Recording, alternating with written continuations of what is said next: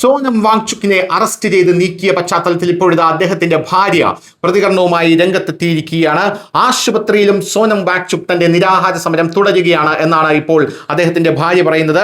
രാജ്യത്തെ വിദ്യാഭ്യാസ സമ്പ്രദായങ്ങളിലെ പരിഷ്കാരങ്ങൾ, നീറ്റ് പേപ്പർ ചോർച്ച വിവാദം എന്നിവയ്ക്കെതിരെ കഴിഞ്ഞ 20 ദിവസമായി ഡൽഹിയിലെ ജന്തർ മന്ദറിൽ മരണം വരെ നിരാഹാരം കിടക്കുന്ന പ്രശസ്ത കാലാവസ്ഥാ പ്രവർത്തകൻ സോനം വാങ്ചുക്കിനെ ഇന്ന് രാവിലെയാണ് ഡൽഹി പോലീസ് സഫ്ദർജംഗ് ആശുപത്രിയിലേക്ക് മാറ്റിയത്. ഈ സംഭവത്തിന് ശേഷം പ്രക്ഷോഭം കൂടുതൽ ശക്തമായതാണ് മാധ്യമങ്ങൾ പറയുന്നത്. വാങ്ചുക്കിനെ ആശുപത്രിയിൽ പ്രവേശിപ്പിച്ചിട്ടും അദ്ദേഹത്തിന്റെ നിരാഹാരം തുടരുകയാണെന്നും ജൂലൈ 20 നടക്കുന്ന പാർലമെന്റ് മാർച്ച് ഷെഡ്യൂൾ ചെയ്തതുപോലെ നടക്കുമെന്നും ആശുപത്രിക്ക് പുറത്ത് മാധ്യമപ്രവർത്തകരോട് സംസാരിക്കവേ സോനം വാങ്ചുക്കിന്റെ ഭാര്യ ഗീതാഞ്ജലി വ്യക്തമാക്കി എന്നുള്ള റിപ്പോർട്ടുകൾ ലഭിക്കുന്നു. ജൂലൈ 20 പാർലമെന്റിലേക്ക് നടത്തുന്ന മാർച്ച് പൂർണ്ണമായും മാറ്റമില്ലെന്ന് ഗീതാഞ്ജലി ജെ ആങ്മോ പറഞ്ഞു.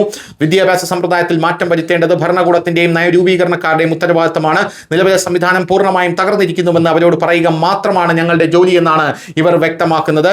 ഈ പ്രസ്ഥാനം ഇനി നീറ്റ് ചോദ്യപേപ്പർ ചോർച്ചയിൽ മാത്രം ഒതുങ്ങുന്നില്ല.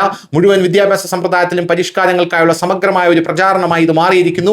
മുഴുവൻ രാജ്യത്തിന്റെ മനസാക്ഷിയെ ഉണർത്താനുള്ളതാണ് ഈ പ്രസ്ഥാനം. ഇതിനകം തന്നെ വലിയ അളവിൽ ഇത് ഉണർന്നിരിക്കുന്നുവെന്നാണ് ഗീതാഞ്ജലി ആങ്മോ വ്യക്തമാക്കുന്നത്.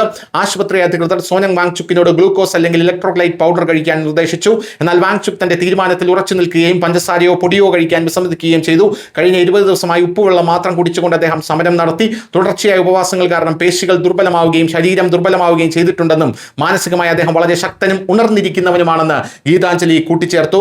എന്തായാലും വാങ്ചുക്കിനെ ആശുപത്രിയിൽ പ്രവേശിച്ച ഡൽഹി പോലീസിന്റെ നടപടിക്രമങ്ങൾക്കെതിരെ കുടുംബം നിയമപരമായിട്ടുള്ള ചോദ്യങ്ങൾ ഉന്നയിച്ചിട്ടുണ്ട്. News desk Malayalam.